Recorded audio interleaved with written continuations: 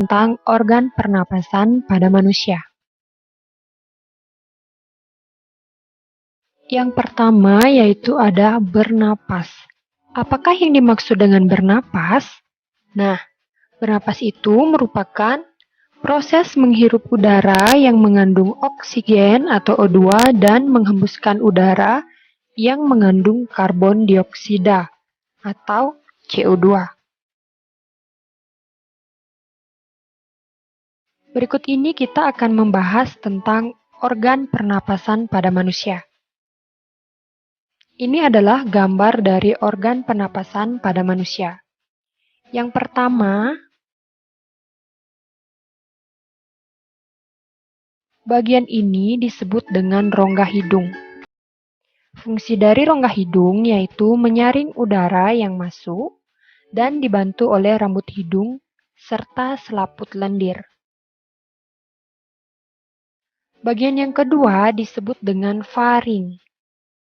Faring berfungsi menyalurkan udara ke laring. Yang ketiga disebut dengan laring. Laring berfungsi menghubungkan faring ke trakea. Kemudian bagian ini disebut dengan trakea, berfungsi menyaring udara dengan bantuan rambut getar. Kemudian bagian ini disebut dengan bronkus. Bronkus berfungsi mengalirkan udara ke paru-paru. Bagian keenam disebut dengan alveolus. Fungsi dari alveolus yaitu sebagai tempat pertukaran oksigen dan karbon dioksida. Kemudian bagian ini disebut dengan paru-paru. Paru-paru merupakan organ utama pernapasan manusia.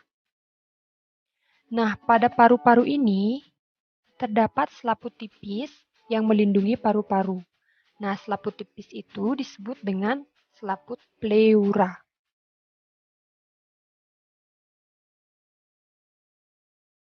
Kemudian, jika paru-paru diperbesar, maka tampilan paru-paru akan seperti ini.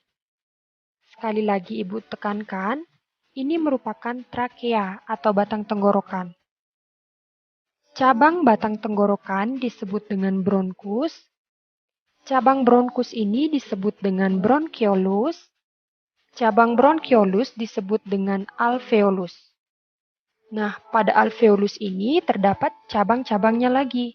Nah, jika diperbesar, maka tampilannya akan seperti berikut. Ya, ini merupakan alveolus. Nah, cabang dari alveolus ini disebut dengan alveoli. Jadi, gelembung-gelembung halus ini dinamakan alveoli. Berikut ini merupakan proses pernapasan pada manusia. Perjalanan udara memasuki paru-paru dimulai dari udara memasuki rongga hidung. Pada rongga hidung, udara disaring oleh rambut-rambut halus hidung dan suhu udara juga dihangatkan dan dilembabkan oleh rambut hidung dan lendir pada hidung. Setelah melalui rongga hidung, udara akan menuju paru-paru melewati faring, kemudian menuju laring, dan menuju ke trakea. Udara dari tenggorokan akan menuju ke paru-paru, namun sebelum diproses di paru-paru, udara akan melewati saluran bercabang dua. Saluran bercabang dua ini disebut dengan bronkus. Setiap bronkus terhubung dengan paru kanan dan paru kiri. Bronkus bercabang lagi. Cabang yang lebih kecil disebut dengan bronchiolus. Kalian bisa perhatikan yang disebut dengan bronchiolus itu adalah bagian yang ini. Cabang-cabang inilah disebut dengan bronchiolus.